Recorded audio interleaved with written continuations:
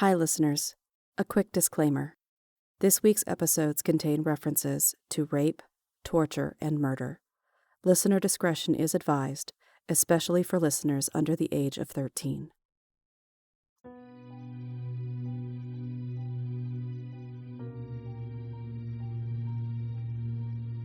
Welcome to Into the Night. I'm Nari, your guide on today's excursion down a twisted path. Be careful not to get lost. Be it dark or light, it's easy to lose your way. Are you ready? Then let's begin.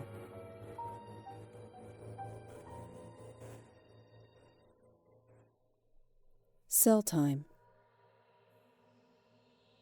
The dripping water from the cracked ceiling in cell 234 created a rhythmic monotony that could either lull someone to sleep or cause him to go insane. Arthur Cranston had too much rage within him to do either. 10 years into his sentence, Arthur thought he'd seen a lot. His transfer to the Carmichael Correctional Center lowered the bar. He'd been here 3 months, and the conditions were worse than anywhere he'd been held captive before. All inmates tend to complain about bad food and uncaring or cruel staff. But there was something more to this place. I can't put my finger on it, but there's something unnatural about Carmichael. The physical conditions of the rundown facility were remarkable on their own. Lead-based paint peeled off walls, and cracks large enough for rats to crawl through, which they did, were everywhere. The cold dampness, an oppressive clammy shadow that permeated the structure, created a chill that settled into Arthur's soul. That was only partially responsible for his rage, however. Never had Arthur encountered a staff, from entry-level corrections officers to warden, that seemed to bask in the inhumanity of his condition, like the ones at Carmichael. It wasn't just Arthur, either. He'd seen glee in the eyes of staff members who beat inmates mercilessly, or mocked, baited, and framed inmates, only to throw them into the hole. Back at the Armstrong Correctional Center in his younger days, Art Cranston spent a few stints in the hole. It happened, and Art knew he deserved it. The fights he'd gotten into back then had been worth it, though. He was young, just barely 20 at the time, and fighting was the only way to keep from becoming someone else's sexual property. Going to the hole in Armstrong had definitely been worth it. Armstrong was bad, but it wasn't like this place. No, Carmichael was an entirely different beast. The level of savagery, the unadulterated evil that he witnessed daily troubled him. In 1 week, Art saw more violence towards inmates than he'd seen in years at Armstrong. But who could he tell? No one cared about inmates, and the system had done everything it could to break family ties with anyone on the outside. Art knew that whatever happened inside Carmichael would not be stopped. That hopelessness fueled his rage, too. However, it was the rape and beating of poor old man Murphy this morning that accentuated Art's rage today. In front of everyone, almost as sport, 3 guards beat and assaulted a man who was too old to defend himself against 1, let alone 3. Art's rage reached a boiling point today. It had been festering since the first day he stepped foot in Carmichael. These guards are monsters. Officer Dick Martin led the brutality Cranston and everyone else in Cell Block C witnessed that morning. A stocky man with black eyes and a blacker heart, Martin always seemed to be on duty. I haven't met a good one here yet, but Martin is the ringleader. Whatever he does, the other guards fall in line with. I even overheard him telling the warden what to do. Martin rejoiced in making life hell for those on the other side of the bars. Society expected a certain level of revenge on those convicted, but even the most hardened of career employees at Armstrong would have been shocked by Martin's ruthlessness. He loved inflicting agony, and then, when he'd had his fill of fun with the man unlucky enough to be his target, he'd laugh and say, "You need some cell time." Cell time meant a trip to the hole, or solitary confinement for those unfamiliar with prison. Art hadn't been to the hole at Carmichael himself yet. It was located in the dark basement area that the other men referred to as the dungeon. New to the prison camp, Art heard stories from men who had been there for a while. Mankind has always tried to make sense of his surroundings. Prison was no exception.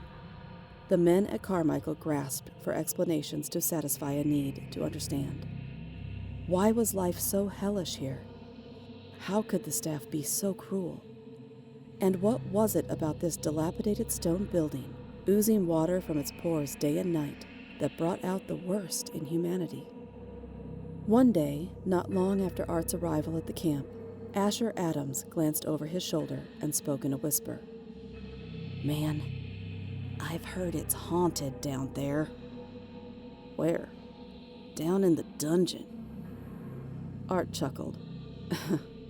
"I don't believe in ghosts, Asher. Try that story on some young kid. I'm not buying it." "It ain't a joke. I hope neither of us finds out for sure. Those ghosts torment the men down there. You just watch. No one comes out of the hole the same. Look at Proctor's eyes, man. The dude's not right. And that asshole Martin just laughs when he sends people to the dungeon. He loves telling the guys they need some cell time." Martin loved using his favorite catchphrase every chance he got. He became antsy if he couldn't send a man to the dungeon. His eyes snapped with anticipation as he narrowed in on his next victim. Men avoided him as much as possible, but it was impossible once he set his sights on someone. What kind of sick man is he? Ty Williams, a man Art worked with at the chow hall, independently warned him of the same fears Asher Adams shared. "If you listen at night, you can hear things moving in the walls." "Those are rats, Ty. You've seen them, and I've seen them." "No, not rats. Whatever it is scares the hell out of the rats. They quit their squeaking and scurrying when those other noises start." Art paused. There was a ferociousness of sincerity in Ty's face that couldn't be denied. "You just listen some night, Art. Late at night, when nothing should be stirring. You'll hear what I'm talking about." Ty was a formidable man. He stood a foot taller than Art and weighed no less than 280 pounds. Whatever he heard, it had this mountain of a man spooked. Art did listen, and he did hear. At first, it sounded like the soft rustling of papers in a breeze. Then an almost imperceptible sound of a voice of sorts. It could be heard humming through the walls and floors. The more he listened, it became a mournful, whistling howl that caused even a hardened man like himself to shiver. Goosebumps covered his arms, and he pulled his blanket up under his chin, tightly closing his eyes to try to block out the sound and the sensation that ghosts were filling the midnight air. That was a month ago. Since then, Art meticulously observed every move made by everyone, staff and inmate alike. Asher Adams was correct. Men who returned from the hole were changed. Their eyes were vacant, and even in the few weeks Art had taken notice, those men wasted away. He barely recognized some who were strapping young men when he'd arrived at Carmichael. The stress of this prison took a toll on Art Cranston. Today's rage was a conflagration of disgust over the inhumanity of his captors and the growing fear welling up inside him. "I don't believe in ghosts, but what the hell is going on here? I'm about to blow, and I know that won't help me. I need to keep my head together, but my nerves are shot. I can't take one more episode like what happened to Murphy. No man should go through what those bastards did to him in the middle of the bay." Art's blood boiled, and the sounds of Murphy's screams pierced his mind. He held his head in his hands, rocking himself on his bunk, begging for the visions to go away. Then he heard it. Not the rustling of papers in the wind, nor the dripping of water from a clammy ceiling. He heard Martin's laugh. "Adams, you and me are gonna have a little discussion." Art stepped out of his cell to watch Asher Adams nervously step to the door of his cell. Martin motioned for him to come closer. Art knew the fear on Asher's face wasn't simply because of Martin. No, Asher was compulsively afraid of heights, and Martin stood near the railing. Why would they force a man so deathly afraid of heights to live on the top walk? Why, he hugs the wall every time he comes up here. Art had wondered that 1,000 times. Now his heart rate quickened as he watched Asher slowly emerge onto the walk and edge toward the railing. Martin smiled so sweetly that a casual observer might think that Martin was offering Asher a cigarette or a piece of chocolate. Art Cranston knew better. He wanted to scream, "No!" Before the word could escape him, however, it was done. In a viciously smooth movement, Martin threw Asher Adams over the railing. The sickening sound of his skull cracking on the cement floor below brought the entire housing unit to a standstill. The rage could be contained no more. Art rushed toward Martin, screaming in fury. Just as he reached for Martin's throat, 4 guards appeared out of nowhere and took him to the ground, beating him with their blackjacks and billy clubs. "Get him to his feet," Martin ordered. A bleeding and battered Art was lifted to his feet, but the bloodletting hadn't eased his rage. "You son of a bitch! You killed that man! You killed him for no reason! You're going to rot in hell!" Martin flashed his standard grin and said, "Looks like you need some cell time. I'll take you down myself." The other guards chuckled and tightly shackled Art Cranston. His arms were handcuffed behind his back, and his feet could only inch along in a shuffle. Martin grasped his left arm as 2 guards grabbed him at the handcuffs. "I don't care what they do to me down there. They won't break me." The progress was slow. The dungeon was far below the regular prison complex, and it lived up to its name. Water trickled down the walls of stone as Art clumsily took the endless rock stairs leading forever downward. The light was poor, and the guards turned on headlamps, much like those used by underground miners. Art blinked to see while blood from a gash on his scalp trickled down into his eyes. As the light hit the darkness below, Art realized the dungeon was a part of a cave. As a boy, he'd spelunked with his uncle in the caves of Kentucky, so he knew what he was looking at. A small stream trickled down the man-made hallway, leading to what looked like catacombs lining its sides. The smell was dank, and moisture clouded the air. This must be what death smells like. Art's shoes and socks were drenched as he sloshed through the water. A pair of rats chattered, almost mocking him, as his slow march to the dark cell continued. Finally, he reached his destination. "I'll take it from here, boys," Martin barked. The 2 guards dropped their hold on Art and quietly retreated down the darkened corridor. Martin shoved a door open with his foot, unlocked the handcuffs and shackles, and tossed Art through the doorway. In the dark, he stumbled on something in the cell that clanged. It was a metal bucket that served as a toilet. "How can you get away with treating people this way?" "You know why. You've been down long enough to figure out no one cares." The truth in Martin's statement couldn't be argued. Art stood silently in the darkness. Martin pushed him toward one side of the cell. "Have a seat on your bunk. I'd like to have a little talk with you." "Like the one you just had with Adams?" Art braced for the blows he expected to follow. Instead, Martin sat next to him on the bunk. "Doesn't he know I'd like to kill him with my bare hands? Why is he sitting next to me?" "I'm thinking you're smart enough to figure out a lot of things, Cranston, so I want to have a little talk to fill in some of the blanks for you. I've seen you watching. I'm gonna tell you a few secrets." Art sat silently. "Tell me what? Stories you've been told about the dungeon? Some of the guys say it's haunted." Martin let out a low chuckle. "No, it's not haunted. At least not in the way you people think it is. It's more complicated than that, yet, so simple, really." "I don't follow you. If you're done, just leave me here. You've had your fun for the day." "Yes, today has been quite eventful. It's almost nighttime. You know what that means."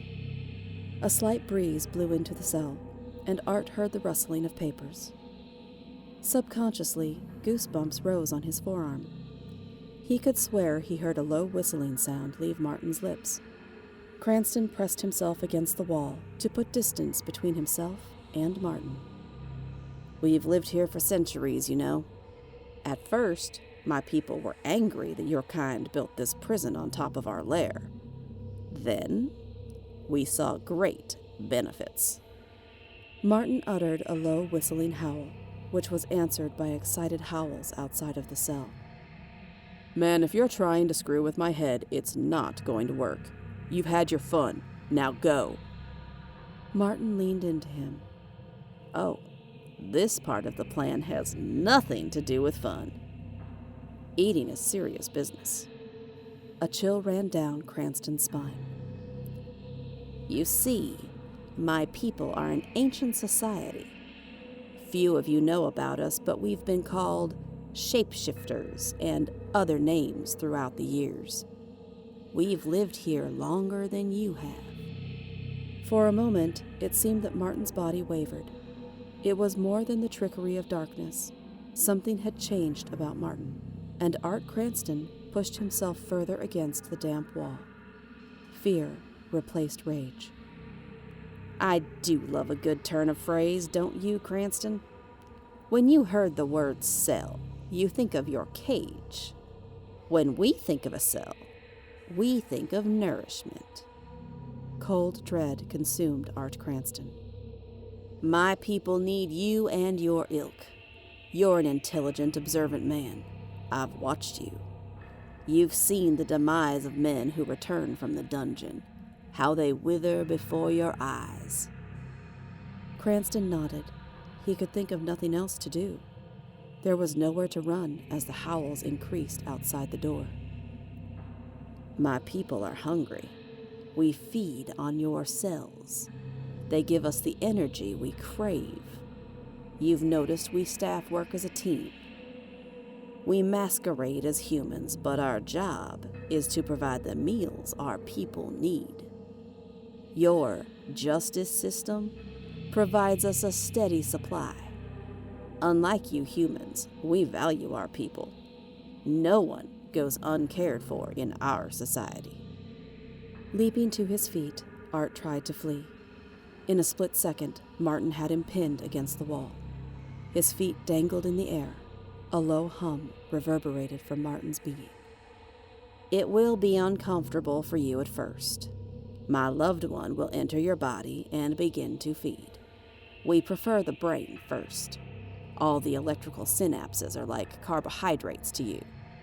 We leave it operational for basic functions, but your ability to be cognizant will fade rapidly." A wind gushed into the door. Martin forced Art Cranston's mouth open. A moan escaped Art, and he fought a valiant fight, to no avail. It was cell time.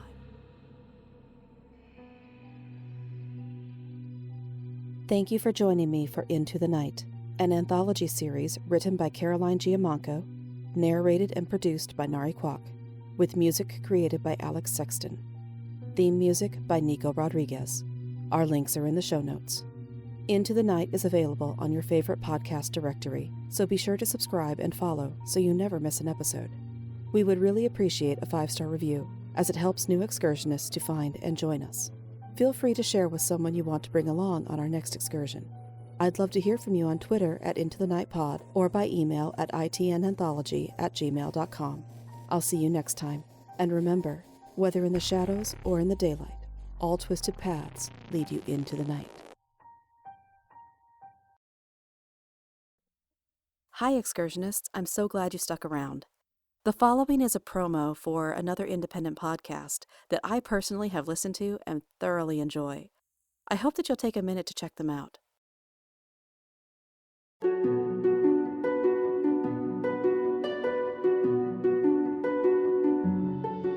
I'm Dawn. And I'm Cole.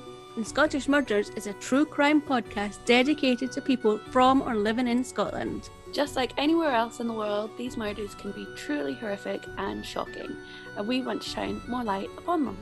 Join us every 2 weeks on Scottish Murders, where we'll bring you cases both solved and unsolved, giving you an insight into the other side of Bonnie Scotland.